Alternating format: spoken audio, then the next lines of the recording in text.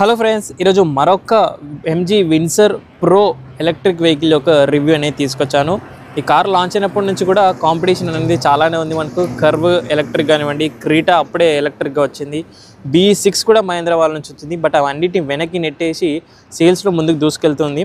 ఏదో ఒక మ్యాజిక్ అనేది చేశారు ఎంజీ వాళ్ళు. అది బ్యాటరీ రెంటల్ కానివ్వండి, లేకపోతే పర్ కిలోమీటర్కి బిలో దెన్ ₹1 కానివ్వండి, ఏమన్నా ఉన్నాయా మరి ఇష్యూస్. అండ్ ఇంకొక విషయం ఏంటంటే, ఈ ఓనర్ ఆల్రెడీ ఎంజీ విన్సర్ని పర్చేస్ చేసిన తర్వాత అది మళ్ళీ ఎక్స్చేంజ్ చేసి ప్రో వర్షన్ని తీసుకున్నారు. రేంజ్ సరిపోలేదని. చాలా ఇంట్రెస్టింగ్గా ఉంటుంది వీడియో అనేది, ఎండ్ వరకు చూడండి. హాయ్ అండి, ఒక్కసారి మీ పేరు చెప్పరా? హాయ్ అండి, నా పేరు ఆదిత్య. ఏం చేస్తుంటారు? నేను సాఫ్ట్వేర్ ఎంప్లాయీని. ఓకే, ఇది ప్రో వచ్చేసి 3 months బ్యాక్ ఏదో లాంచ్ అయిందా? ఏప్రిల్లో లాంచ్ అయింది. ఏప్రిల్ లాంచ్ అయింది. నేను ఏప్రిల్లో బుక్ చేశాను. మీరు పర్చేస్ చేసి ఆల్మోస్ట్ వెంటనే లాంచ్ అయిన వెంటనే బుక్ చేశాను నేను. ఓకే, ఎన్ని కిలోమీటర్స్ తిరిగారు ఈ గ్యాప్లో? 8,800 కిలోమీటర్స్. ఓకే, అంటే ఎక్కువగా లాంగ్ వెళ్తూ ఉంటారా మీరైతే? ఇంకా దీని మీద ఎక్కువ వెళ్ళలేదు. ఒకసారి రాజమండ్రి వెళ్ళాను. ఓకే, మామూలు పాత దాని మీద అయితే నేను అరుణాచలం, పాండిచేరి దాకా వెళ్ళొచ్చాను. ఓకే, ఫస్ట్ ఇది వేరియంట్, 2 వేరియంట్స్ ఏమో ఉన్నట్టున్నాయి కదా, మీరు ఏం తీసుకున్నారు? ఇది ప్రో వేరియంట్, టాప్ ఎండ్లో. Top end pro variant. Okay, ఎంత పడింది ఇది కాస్ట్ వచ్చి? ఇది 19 lakhs అయింది నాకు. మొత్తం 19.4 దాకా అయింది విత్ యాక్సెసరీస్ అన్నీ కలిపి. ఓకే, ఫస్ట్లీ నేను ఏం అడగాలనుకుంటే, కాంపిటీషన్ గురించి పక్క పెట్టేస్తే, మీరు ఆల్రెడీ విన్సర్ని తీసుకొని ఎక్స్చేంజ్లో ప్రో మళ్ళీ తీసుకున్నారు. ఆ స్టోరీ ఏంటి? రీజన్ ఏంటంటే, నాకు డ్రైవింగ్ చాలా కంఫర్ట్గా అనిపించింది. ఓకే, మెయిన్ ఏంటంటే వెనకాలకు వచ్చిన వాళ్ళకి చాలా బాగుంటుంది అసలు ఎక్స్పీరియన్స్. వాళ్ళు లాంజ్ ఎక్స్పీరియన్స్ అంటారు కదా, అది ట్రూ. అది వెనకాల కూర్చున్న వాళ్ళకి అసలు ఎంత లాంగ్ వెళ్ళినా తెలియదు అనమాట, ఎంత దూరం వెళ్ళావు ఏంటని. మళ్ళీ నమ్మకంగా రేంజ్ కోసమే పర్చేస్ చేశాను. జస్ట్ నాకు ఏదైతే నేను అరుణాచలం వెళ్ళానో అప్పుడు కొంచెం రేంజ్ ఇష్యూ అనిపించింది నాకు. లాంగ్ డ్రైవ్స్కి చాలా ఇష్యూ అనిపించింది. సో ఇది పెద్ద బ్యాటరీ కాబట్టి ఇది తీసుకున్నాను. ఇప్పుడు సేమ్ అదే ట్రిప్ వేస్తే కనుక మీకు కాన్ఫిడెన్స్ వస్తుందా రేంజ్? లాస్ట్ దాని మీద అయితే నాకు ఆల్మోస్ట్ 4 ఛార్జింగ్స్ పడింది ఇక్కడ నుంచి అరుణాచలం వరకు. అదే దీని మీద అయితే 2 chargesలో వెళ్ళిపోవచ్చు. ఓకే, సో ఈ కాంపిటీషన్లో మనకి కర్వ్, క్రీటా, ఈవీ, BE6 ఈ ఏది కూడా దీని దగ్గరలో రేంజ్ మాత్రం లేదంటారా? BE6 ఉందండి, బట్ BE6 రేట్ ఎక్కువ. ఈ రేట్లో BE6 రాదు మనకి. సో ఇది నాకు చాలా బెస్ట్ అనిపించింది. అండ్ కంఫర్ట్ కూడా. ఇంకోటి కర్వ్ కూడా చూశాను నేను. కర్వ్ బ్యాక్ సీట్ ఎక్కువ స్పేస్ ఉండదు మనకి. ఓకే, సో ఇది చాలా స్పేషియస్గా ఉంటుంది. బ్యాక్ సైడ్ కూర్చున్న వాళ్ళకి చాలా కన్వీనియంట్గా ఉంటుంది. 2 ఆప్షన్స్ ఉన్నాయి కదా, బ్యాటరీ రెంటల్ అని ఒకటి పెట్టారు, ఇంకోటి డైరెక్ట్గా పర్చేస్ చేయొచ్చు బ్యాటరీని ఓన్. కానీ మీరు ఏది తీసుకున్నారు? నేను బ్యాటరీ ఓన్గా అండి. నాకైతే బ్యాటరీ రెంటల్ అనేది బెస్ట్ అనిపించలేదు. ఓకే, సో అది అంత వర్త్ అనిపించలేదు. సో నాకు బ్యాటరీని రెంట్ కన్నా ఓన్గా తీసుకోవడమే బెటర్. ఎందుకంటే దానికి రెంట్ తీసుకున్నా దానికి మళ్ళీ ఎవ్రీ మంత్ మనం పే చేయాల్సి వస్తుంది. సో అది అంత వర్త్ కాదు నా ఉద్దేశంలో. సో మీరు already previous customer of Windsor కదా, సో దానికి దీనికి మోటార్లో ఏమైనా డిఫరెన్స్ మీరు అబ్జర్వ్ చేశారా? మోటార్లో డిఫరెన్స్ ఏం లేదండి. ఏం లేదా? అలాగే ఉంది. డ్రైవింగ్ అయితే సేమ్ అలాగే ఉంది. ఒక్కటి ప్రాబ్లం ఇందులో ఏంటంటే, అడాస్ ఇంకా ఇంప్రూవ్ చేయాలి. ఎందుకంటే నేను చాలా ఫేస్ చేశాను. చాలాసార్లు ఏమవుతుందంటే, అడాస్లో వెళ్తున్నప్పుడు సడన్గా బ్రేక్ వేస్తుంది. అది వెహికల్ చాలా దూరంలో ఉన్నా కానీ బ్రేక్ సడన్గా వేస్తుంది. వెనకాల ఏమన్నా వెహికల్స్ వస్తే ఖచ్చితంగా హిట్ చేస్తాయి. సో అడాస్ కొంచెం ఇంప్రూవ్ చేయాలి వీళ్ళు అడాస్ విషయంలో. బట్ అది ఆఫ్ చేసుకోవచ్చు కదా? అడాస్ మన ఇష్టం, అది ఆన్ చేసుకోవచ్చు, లేదంటే ఆఫ్లో కూడా వెళ్ళచ్చు. దాంట్లో నేను ఇంకోటి కూడా విన్నాను, లేట్గా పెట్టుకునే బ్రేకింగ్ ఆప్షన్ కూడా ఉంటుంది అని. ఉంది, అది కూడా ఉంది. అది కూడా పెట్టచ్చు, కొంచెం డిలే అవుతుంది బ్రేక్ అనేది. Okay, so coming to battery vehicle, ఇది ఈవీ కాబట్టి ఫస్ట్లీ రేంజ్ విషయం మాట్లాడదాము. సో ప్రీవియస్తో కంపేర్ చేస్తే ఇప్పుడు ఎంత బెటర్? రియల్ వరల్డ్లో రేంజ్ ఎంత ఇస్తుంది మనకి? రియల్ వరల్డ్లో నాకు సిటీలో అయితే 400 నుంచి 410 దాకా వస్తుందండి డైలీ. నేను డైలీ 100 kilometers తిరుగుతాను. ఓకే, సో నాకు ఆల్మోస్ట్ 3.5 days వస్తుంది బ్యాటరీ. ఓకే, ఇంచుమించుగా. కంపెనీ చెప్తుంది 450 వరకు చెప్పారా? కంపెనీ చెప్పేది 449. ఓకే, సో 449 రియల్ రేంజ్ కాదు మనకి. రియల్ వరల్డ్లో 410 వరకు, 410 వరకు సిటీలో మనకు వస్తుందండి. హైవేలో అయితే, హైవేలో నేను చూసింది ఏంటంటే బిలో 100 నాకు 380 to 400 వచ్చింది. అది డిపెండ్స్ ఆన్ స్పీడ్. ఓకే, మనం ఎంత కన్జ్యూమ్ చేస్తున్నాం అనేది. అదే క్రూజ్లో పెట్టామనుకోండి, క్రూజ్లో మనకి less than 10 kilowatt అవరే యూస్ చేస్తూ ఉంటుంది బ్యాటరీ. సో ఇంకా ఎక్కువ వస్తుంది. ఏసీ వల్ల ఏం మారదా రేంజ్ అంటే? ఏసీ ఇప్పుడు మనం ఆపేసి ఏసీ వేసుకున్నాం అనుకోండి, ఒక 1% 2% తగ్గుతుంది అంతే. ఏది ఒక 2 అవర్స్కి.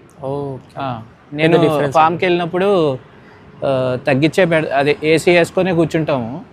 సో 1% 2% తగ్గుతుంది ఛార్జింగ్ అంతే. విత్ ఆల్ ఎలక్ట్రానిక్స్ వర్క్ అవుతూ ఉంటాయి. ఓకే. అచ్చా, ఛార్జింగ్ విషయం మాట్లాడితే మీకు ఇంట్లో 7 kW పెట్టారా? 3 kW? 7.2 kW. అది ఎక్స్ట్రా పర్చేజ్ చేయాలా మళ్ళీ? లేదు, అది కార్తో పాటే వచ్చిందా? అంటే ప్రో వేరియంట్లో అన్నీ ఇంకా ఇంక్లూడెడ్ అనమాట. ఓకే. నార్మల్గా ఇంతకుముందు అయితే మీకు విన్సర్ దాంట్లో 3.3 వచ్చేది. లేదు, అది 7.2 ఇచ్చాడు. దానికి కూడా అంటే సేమ్ ఛార్జర్. నాకు పాతది ఇది ఒకే ఛార్జర్. అది పాతది కూడా విన్సర్ ప్రో తీసుకున్నా. ప్రో కాదు, హై టాప్ ఎండ్ వర్షన్ ఉంది కదా, అవును, అదే తీసుకున్నా. దాంట్లో ఛార్జర్ 7.2 వస్తుంది. Okay, standard. అదే లోవర్ వర్షన్స్లో అయితే 3.3. ఇది మళ్ళీ ఎక్స్ట్రా పర్చేజ్ చేయాల్సి వస్తుంది. అచ్చా, ఛార్జింగ్ విషయం మాట్లాడితే మీకు ఎంత వస్తుంది ఇప్పుడు ఛార్జింగ్ ఇంట్లో అయితే?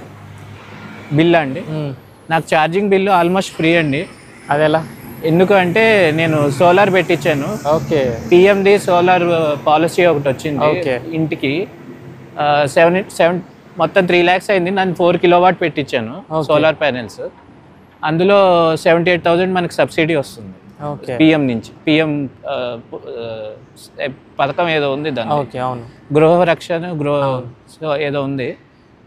దాని నుంచి నాకు ఆల్మోస్ట్ 0. నాకు లాస్ట్ మంత్ బిల్ అయితే 44 rupees వచ్చింది with charging, with house current అంతా కలిపి. సో ఆల్మోస్ట్ 0తో నేను డ్రైవ్ చేస్తున్నాను డైలీ వెహికల్. 3 to 4 years లో మొత్తం amount, car amount 2 to 3 years లో మనకి మొత్తం రికవర్ చేసేసి ఇన్వెస్ట్మెంట్ మొత్తం. డీసీ ఛార్జింగ్ అయితే ఎలా పడుతుంది పర్ యూనిట్కి? ఇందులో నాకు పర్చేస్ చేసిన కొత్తలో చాలా ప్రాబ్లం అయిందండి డీసీ ఫాస్ట్ ఛార్జింగ్. ఓకే. 2 సార్లు కార్ ఆగిపోయింది 0లో. ఓకే. ఎక్కడ ఛార్జర్స్ వర్క్ అవ్వక డీసీ జియో బీపీ ట్రై చేశాను, ఇంకా జియోని ట్రై చేశాను, ఎక్కడ వర్క్ అవ్వలే ఛార్జర్స్. అంటే ఫాస్ట్ ఛార్జింగ్ అసలు అవ్వట్లేదు. పెట్టగానే ఎర్రర్ వస్తుంది మనకి ఫాస్ట్ ఛార్జింగ్లో. అదేం చేశానంటే కంప్లైంట్ పెడితే వాళ్ళు సాఫ్ట్వేర్ బిఎంఎస్ అప్గ్రేడ్ అని చేస్తారు ఎంజీ వాళ్ళు. సర్వీస్ సెంటర్లో చేస్తారు. ఒకరోజు సర్వీసింగ్కి ఇచ్చేస్తే వాళ్ళు అప్గ్రేడ్ చేస్తారు. అప్పటి నుంచి వర్క్ అవుతుంది సాఫ్ట్వేర్. అప్పటి నుంచి ఇష్యూ లేదు. లాంగ్ ట్రిప్స్ కూడా మనం ఇంకా ఇప్పుడైతే ప్రాబ్లం లేదు. లాస్ట్ టైం నేను రాజమండ్రి వెళ్ళాను, ఎలాంటి ప్రాబ్లం రాలేదు. ఓకే. అండ్ ఇంకోటి విన్నాను, ఇప్పుడు కూడా ఎంజీకి మీరు అన్నట్టుగా టాటావి పనిచేయట్లేవు డీసీ ఫాస్ట్ ఛార్జర్స్. టాటాది అయితే పనిచేయట్లేదండి, మిగతా అది ఇంకా అప్గ్రేడ్ వస్తుంది అంటున్నారు. మరి ఎప్పుడు వస్తుందో తెలియదు. మనకైతే అది పెద్ద ఇష్యూ కాదు, ఎందుకంటే జియో బీపీ చాలా ఉన్నాయి సౌత్ ఇండియాలో, జియోన్ ఛార్జర్లు చాలా ఉన్నాయి. సో సౌత్ ఇండియా వైజ్ అయితే మనకేం ఛార్జర్ ప్రాబ్లం లేదు. సో టాటాకి ఎంజీకి పడట్లేదు అనుకోవచ్చా ఈ విషయంలో డీసీ ఛార్జర్లో? టాటాకి ఎంజీకి పడట్లేదంటే నా ఉద్దేశంలో అయితే డ్రైవింగ్ వైజ్ ఇది చాలా బాగుందండి. అవును. టాటాలో కొన్ని ఇష్యూస్ ఉన్నాయి, ప్యానల్ గ్యాప్స్ లాంటివి, సర్వీసింగ్ ఇష్యూస్ ఉన్నాయి. అవును. ఎంజీ వాళ్ళది సర్వీసింగ్ కూడా బాగుంది. అంటే వెంటనే రిప్లై ఇస్తారు, ఎవ్రీథింగ్ అప్డేట్ ఇస్తూ ఉంటారు మనకి. మనం సర్వీసింగ్ ఇచ్చిన దగ్గర నుంచి అప్డేట్స్ వస్తూ ఉంటాయి మనకి, ఏం ప్రాబ్లం ఉంది ఏంటనేది. సో నాకైతే చాలా కన్వీనియంట్గా ఉంది ఎంజీ. సో ప్రో తీసుకున్నప్పటి నుంచి మీరు టాప్ స్పీడ్ ఎంత క్రూజ్ చేశారు? నేను 130 దాకా వెళ్ళానండి. ఎందుకంటే అవుటర్లో 130 వెళ్ళాను. ఎందుకంటే ఈ డిజైన్ బోల్డ్గా ఉంటుంది కదా, ఏరోడైనమిక్స్ ఎక్కువగా లేవంటారు, స్టెబిలిటీ అండ్ ఆల్ లేదు. నాకు స్టేబుల్గానే అనిపించింది. 130 దాకా అయితే ఎక్కడ కారు ఊగడం కానీ అలాంటివి ఏమి అనిపించలేదు. సో మీరు ఇందాక అన్నారు కూడా బ్రేకింగ్ కూడా చాలా బాగుంటుంది. బ్రేకింగ్ 4 disc బ్రేక్స్ వస్తాయి. 4 disc బ్రేక్స్ చాలా షార్ప్ ఉంటుంది. యాక్చువల్గా బ్రేక్స్ అడ్వాన్స్ ఉండి ఇంకా మనకు అలవాటు అవ్వాలి. నార్మల్ వాళ్ళకి ఈ రెగ్యులర్గా యూజ్ చేసే కార్లకి దీనికి ఇంకా షార్ప్ ఉంటాయి కాబట్టి ఇంకా అలవాటు అవ్వాలి. బ్రేక్స్ బాగుంటాయి. అచ్చా, సస్పెన్షన్ గురించి మాడితే వెనకాల నేను హార్డ్ ఉంటుంది అని విన్నాను. సస్పెన్షన్ హార్డ్ ఉంటుందండి, అది మాత్రం నిజం. ఎస్పెషల్లీ వెనకాల సస్పెన్షన్ ఇంకా ఎత్తేస్తుంది వాళ్ళకి. నేనైతే వెనకాల ఎప్పుడు కూర్చోలేదు కాబట్టి నాకు తెలియదు, డ్రైవింగ్ పొజిషన్లోనే ఉంటాను కాబట్టి. ఫ్యామిలీ కూడా కొంచెం ఉంటుందండి, షేక్ ఉంటుంది. స్పీడ్ బ్రేకర్స్ క్లియర్గా తెలుస్తాయి మనకి. సస్పెన్షన్ అయితే కొంచెం హార్డ్గానే ఉంటుంది. అచ్చా, మీరు ఫస్ట్ వెహికలే ఈవీగా తీసుకున్నారు, మళ్ళీ ఈవీగానే అప్గ్రేడ్ అయ్యారు. అవును. సో మీరైతే ఇది ప్రైమరీ వెహికల్గా సజెస్ట్ చేస్తారా, సెకండరీగానే సజెస్ట్ చేస్తారా? ప్రో అయితే ప్రైమరీగా సజెస్ట్ చేస్తానండి, ఎందుకంటే 400 వస్తుంది కాబట్టి మనకి ప్రైమరీ వెహికల్గా వాడుకోవచ్చు. అదే నార్మల్ ఏదైతే విన్సర్ ఫస్ట్ వర్షన్ ఉందో అది కొంచెం లాంగ్ వెళ్ళే వాళ్ళకి ఇబ్బందేనండి. ఓకే. టైర్స్ అలైసి ఒక డిజైన్ మారింది ప్రో విషయంలో కదా, అదొకటి. అండ్ టైర్స్ వచ్చేసి మనకి గుడియర్ టైర్స్ ఇస్తున్నారు. అవును, గుడియర్ 17తో వస్తుంది, రన్ అవుతుంది ప్రొఫైల్. 18 సెక్షన్తో వస్తుంది. సో టైర్స్ విషయంలో టైర్ నాయిస్ వస్తుందా? నాయిస్ అంటే ఉంటుందండి కొంచెం. అంటే మనం సైలెంట్ క్యాబిన్ అయితే కాదు, ఎందుకంటే మనం సాంగ్స్ అవి పెట్టుకుంటే ఏమి వినిపిది, కానీ నార్మల్గా ఏమి పెట్టుకోకుండా వెళ్తే నాయిస్ అయితే ఉంటుంది. టైర్ నాయిస్ ఒకటి ఉంటుంది. గ్రౌండ్ క్లియరెన్స్ ఏమైనా ఇష్యూ గ్రౌండ్ క్లియరెన్స్ ఇష్యూ అయితే పెద్ద లేదండి నాకు. నేను లాస్ట్ టైం హైదరాబాద్లో 1 month బ్యాక్ రెయిన్స్ పడ్డాయి కదా బాగా. అవును. మా ఇంటి దగ్గర ఇక్కడ దాకా వచ్చేసాయి వాటర్. ఓకే. ఆ వాటర్లో నేను 30 minutes డ్రైవ్ చేశాను, ఎలాంటి ప్రాబ్లం రాలా. ఓకే. అంటే IP67 బ్యాటరీ అండ్ మోటార్ కాబట్టి ఎలాంటి ప్రాబ్లం కింద కూడా చాలా సేఫ్టీ ఉంటుందండి. ఎందుకంటే ఒక చోట నేను ఏమైందంటే రాయి తగిలింది. ఓకే. అంటే ఇంత రాయి ఉంది, దాని మీదకి ఎక్కేసింది బండి. ఎక్కినా కానీ కింద పెద్ద ఏం అవ్వలేదు, కిందంతా రబ్బర్ లాగా ఏదో ఇచ్చాడు సేఫ్టీకి. సో బ్యాటరీ అయితే డ్యామేజ్ అవ్వలేదు. ఈ విషయంలో నేను ఇది ఒప్పుకుంటున్నాను, క్రీటా కంటే బెటర్, క్రీటా ఈవీ కంటే. క్రీటా ఈవీ బ్యాటరీ నేను అబ్జర్వ్ చేస్తే లాంచ్ అయినప్పుడు కూడా ఒక 2.5-3 inches బ్యాటరీ కిందికి వచ్చింది. Same platform petrol diesel use చేస్తున్నాం కాబట్టి బ్యాటరీ సెట్ అవ్వలేదు దానికి. అవును. సో కిందికి అయ్యింది, ఇంకా డేంజర్గా ఉంది. బ్యాటరీ క్లియర్గా కనిపిస్తుంది, కింద హిట్ అయితే మాత్రం డైరెక్ట్ ఇంపాక్ట్ అవుతుంది.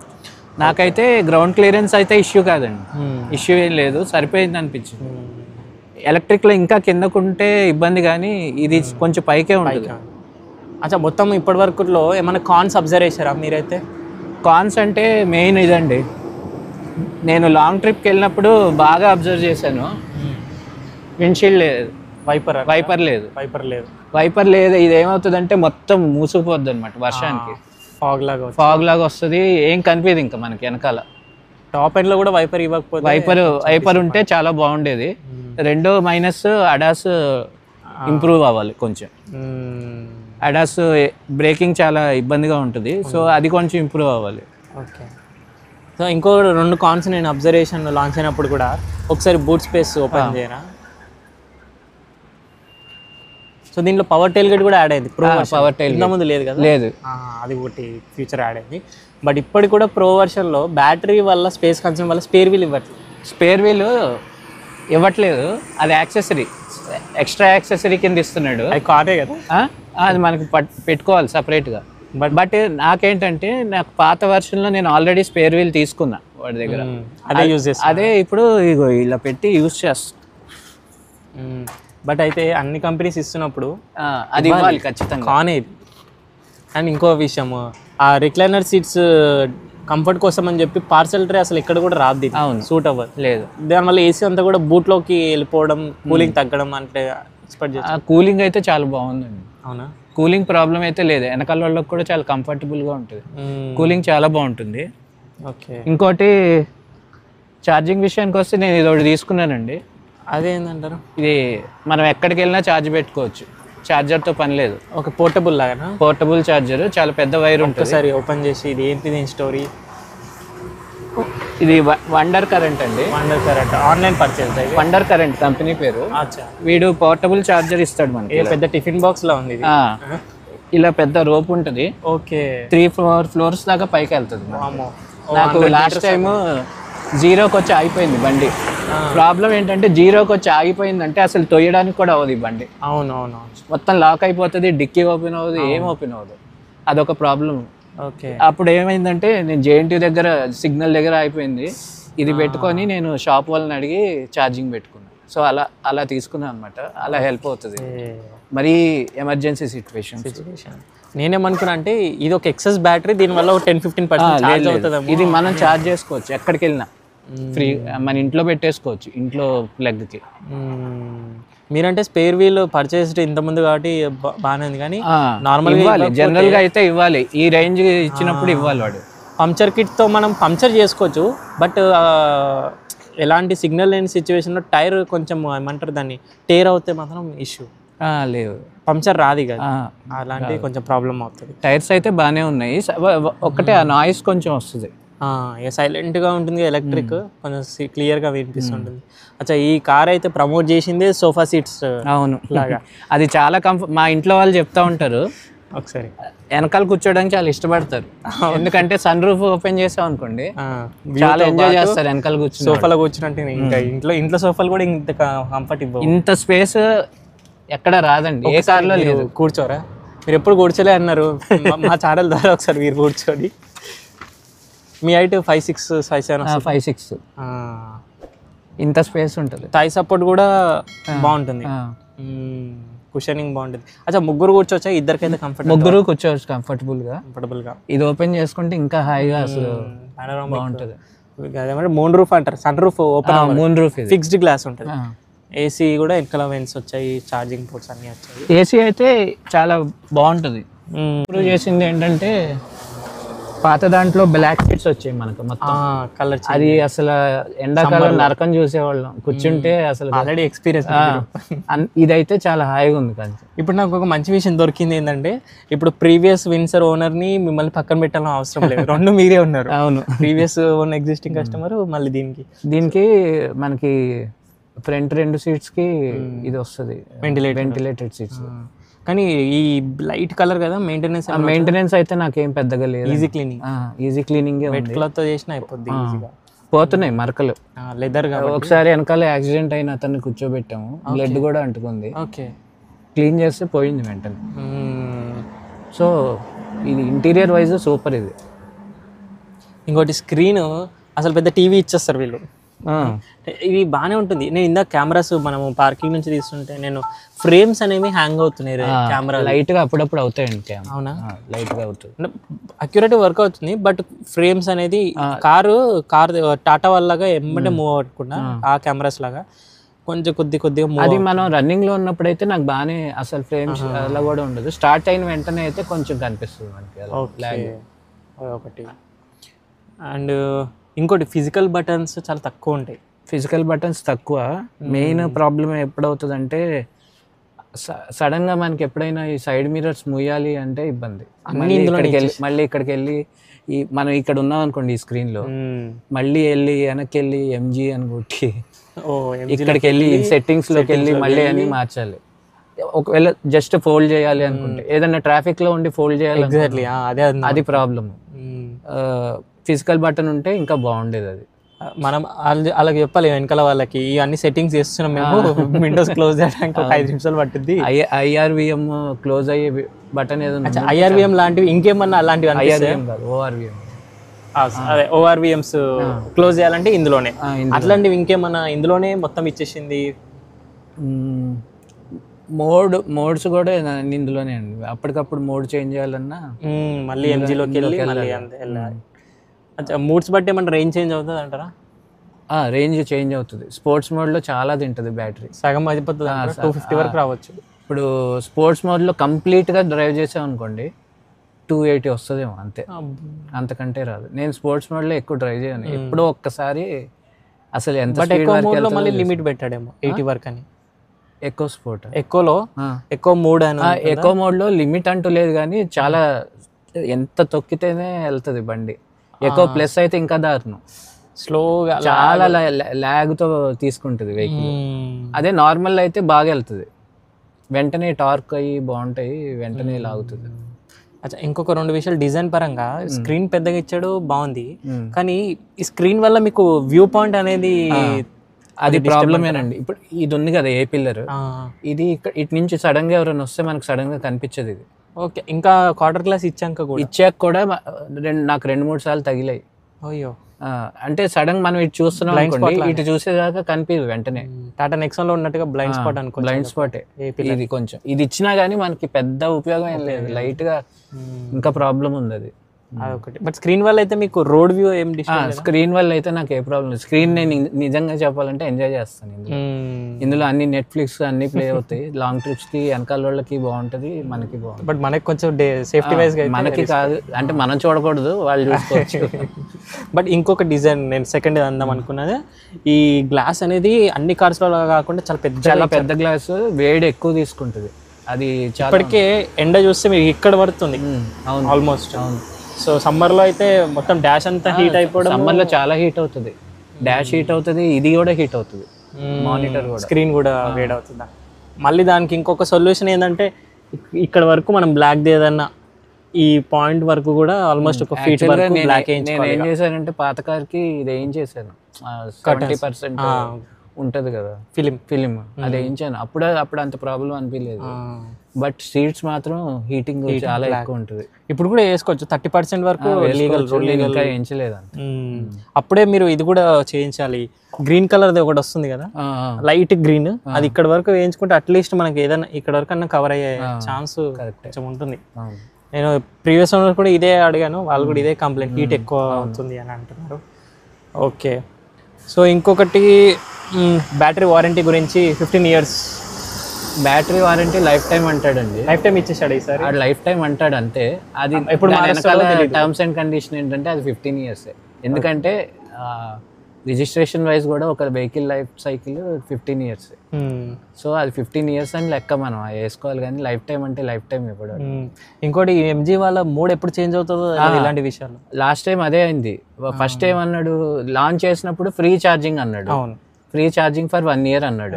అది 1 month 2 months వచ్చాక అందరూ వాడుతున్నారని తెలిసి దాన్ని 1000 kilowatts లిమిట్ పెట్టేశాడు. తర్వాత అది కూడా తీసాడు. లేదు, పాత వెహికల్స్ ఉంది, ఇప్పుడు కూడా ఉంది 1000 kilowatts 1 year. అది ఇప్పుడు అలాగే రేపు బ్యాటరీకి మార్చడని లేదు, terms and conditions. 7 years 8 years అనేసిన సడన్ గా అలా ఏమి ఇవ్వలేదు, కానీ మాక్సిమం 15 years. ఓకే, ఒక్కసారి రారా. మ్యూజిక్ క్వాలిటీ అంతా పర్లేదా? మ్యూజిక్ చూపిస్తాను మీకు ఆన్ చేసి, చాలా బాగుంది. మనకి కాపీరైట్స్ పడతాయి, మీరు చెప్పండి. మ్యూజిక్ క్వాలిటీ అయితే చాలా బాగుందండి. అంటే నేను బ్రాండ్ స్పీకర్లు కాకపోయినా ఎంజీ వాళ్ళే అనేవి ఇవి ఎంజీ వాడి ఇచ్చినవే మనకి. టాటాలో బోస్ గీస్ ఇస్తున్నారు కదా, బోస్ స్పీక్ జేబిఎల్ బోస్ జేబిఎల్ అంత నేను బోస్ చూసాను, చాలా బాగుంటాయి స్పీకర్లు క్వాలిటీ, కానీ దానంత సూపర్ కాదు, కానీ బాగుంది. నాకైతే క్వాలిటీ చాలా బాగుంది. అంటే సరౌండ్ సౌండ్ కానీ అన్ని చాలా బాగా ఇస్తుంది. మనం సెట్ చేసుకోవచ్చు అనమాట ఇందులో మోడ్స్ కూడా. ఆ మోడ్ లో బాగా వస్తుంది. ఓపెన్ అవ్వాలని ఎప్పుడైనా రిగ్రెట్ అనిపిస్తుంది, ఇదే బెటర్ అనిపిస్తుంది. నాకు చాలా హ్యాపీయెస్ట్ కస్టమర్ అండి నేను ఎంజీ. Maintenance free. నేను ఫస్ట్ కారే ఎంజీ కార్ నాది, విన్సర్. అది నచ్చే మళ్ళీ దీనికి అప్గ్రేడ్ అయ్యాను నేను. సో నేను వేరే కూడా ఆలోచించలే. కర్వ్ చూసాను, కానీ కర్వ్ నాకు వెనకాల ఇంత స్పేస్ లేదు, ఇంత హెడ్ రూమ్ కూడా కిందకి అయిపోద్ది, చాలా కిందకు ఉంటది, ఇబ్బంది అనిపించింది కర్వ్ నాకు. అదే సన్ రూఫ్ ఓపెన్ అవ్వకపోవడం మీకు రిగ్రెట్లా? సన్ రూఫ్ అసలు మన కండిషన్ సన్ రూఫే అవసరం లేదు, జస్ట్ వ్యూ పాయింట్ ఉంటుంది, ఏదో బయటగా వ్యూ పాయింట్ కోసమే. కానీ ఈ మధ్య చూస్తున్నాం కదా యాక్సిడెంట్స్ కూడా అవుతున్నాయి సన్ రూఫ్ వల్ల, పిల్లలు లేచి తగిలి. సో అది సేఫ్ కూడా కాదు చెప్పాలంటే. యాక్సెసరీస్ ఏమైనా ఇచ్చాడా మీకు ఫ్రీగా?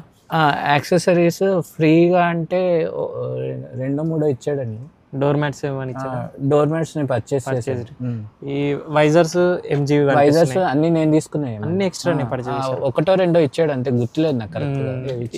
ఇవి కూడా మీరు ఎక్స్ట్రానేనా? డోర్ క్లాడింగ్స్ అవి కూడా ఎక్స్ట్రా, అన్ని పర్చేస్ చేయాలి మనం. స్కఫ్ ప్లేట్లు కూడా ఇవన్నీ ఎంజీ వాళ్ళ నుంచి పర్చేస్ చేశారు మీరు.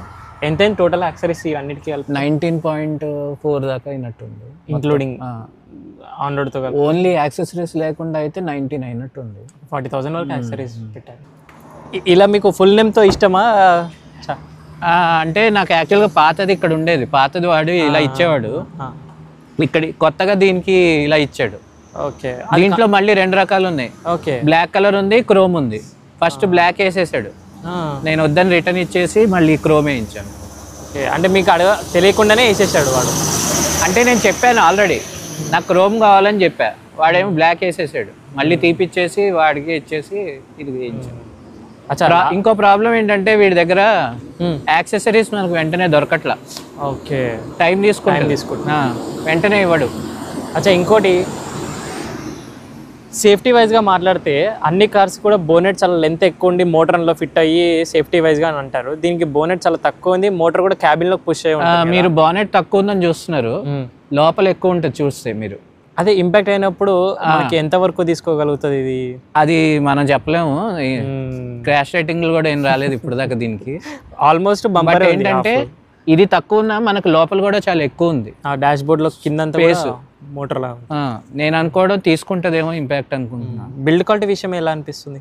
బిల్డ్ క్వాలిటీ బాగుందండి. బాగుంది. ఫిట్ అండ్ ఫినిష్ అయితే ఇంకా బాగుంటాయి ఎంజీ వాళ్ళే. ప్రాబ్లం మనకి ఎంజీ ఆస్టర్ ఫిట్ అండ్ అదే బిల్డ్ క్వాలిటీ ఎలా ఉంటుందో అలాగే ఉంటుంది సేమ్. అది 5 స్టార్ రేటింగ్ కదా. అవును. ఇంకోటి హెడ్ లైట్స్ త్రూ ఏందండి దీన్ని LEDs project. Head light through చాలా బాగుందండి. అంటే మనం అది వేస్తే ఇంకా ఎక్కువ వస్తుంది. దాంట్లో కూడా మనం లెవెల్ సెట్ చేసుకోవచ్చు ఎంతవరకు వెళ్ళాలి అని. దాంట్లోనే ఉంటుంది సెట్టింగ్. మళ్ళీ అది కూడా స్క్రీన్లోనే. అది స్క్రీన్లోనే, అన్ని స్క్రీన్లోనే. మనకు ఒక్కటే ఏంటంటే స్టీరింగ్కి మ్యూజిక్ది ఒకటి 3D కెమెరా స్టీరింగ్కి పెట్టుకోవచ్చు. అది కొంచెం కన్వీనియంట్గా ఉంది. ఓకే. అండ్ ఇంకోటి ఈ హెడ్ లైట్స్ డిజైన్ కూడా ఆల్మోస్ట్ మనకి డేంజర్ డిజైన్లో అనుకోవచ్చా? అంటే ఎక్కువ మన బంపర్స్ ఇక్కడే తగులుతుంటాయి కదా, ఫస్ట్ ఇంపాక్ట్ అయ్యేది అదే మన సిటీ ట్రాఫిక్లో. ఇక్కడ డిజైన్ ఇస్తే బెటర్ అంటారా, కొంచెం పైకి ఇచ్చి ఉంటే బాగుండు అంటారా? ఈ లైట్స్ మీ కింద హెడ్ లైట్స్ ఇదా డ్యామేజ్ అయ్యే ఛాన్స్ చాలా ఎక్కువ. మన లాస్ట్ టైం కార్ది అయ్యింది, డ్యామేజ్ అయింది. నేను బ్రేక్ మర్చిపోయి ముందుకెళ్ళిపోయాను, ఇక్కడ డ్యామేజ్ అయింది. అదే అంటున్నా. కియా సైరస్లో ఇదే డిజైన్ ఫాల్ట్ ఇందులో ఒకటి. హెడ్ లైట్స్ ఫస్ట్ ఇంపాక్ట్ అవుతాయి. అవును. ఆ ఇన్సూరెన్స్లో మళ్ళీ క్లెయిమ్ అవుతుందా లేదా? అవుతుంది. నేను లాస్ట్ టైం కార్కి అయితే బాగా డ్యామేజ్ అయింది వెనకాల డోరు. ఓకే. ఈ డోర్ ఇక్కడ బాగా ఇంపాక్ట్ అవుతుంది. ఓకే. ఇందులో కూడా అయింది నాకు చూస్తే. అంటే పిల్లరా మీ పార్కింగ్లోనా? పార్కింగ్లో కాదు. ఓకే. రోడ్ మీదే ఎక్కడో అయింది. వెనకాల వేరే కార్ వచ్చి గుద్దాడు, ఫస్ట్ దీనికే తగిలింది. నేను అదే అందాం అనుకున్నా. అన్ని కార్స్కి ఇక్కడ క్లాడింగ్స్, వీల్ ఆర్చెస్లో ప్లాస్టిక్ థిక్గా ఇస్తారు. అవును. ఆల్మోస్ట్ అవే సేవ్ చేస్తాయి అన్ని కార్స్కి, ఎస్యూవీస్కి. దీనికి ఎందుకు ఇవ్వలేడో తెలియట్లేదు. అదే మెయిన్. ఇప్పుడు దొరుకుతున్నాయి ప్లాస్టిక్ దాంట్లో. లాస్ట్ టైం అయితే నేను డోరే చేంజ్ చేయించా, అంత పెద్దది అయింది.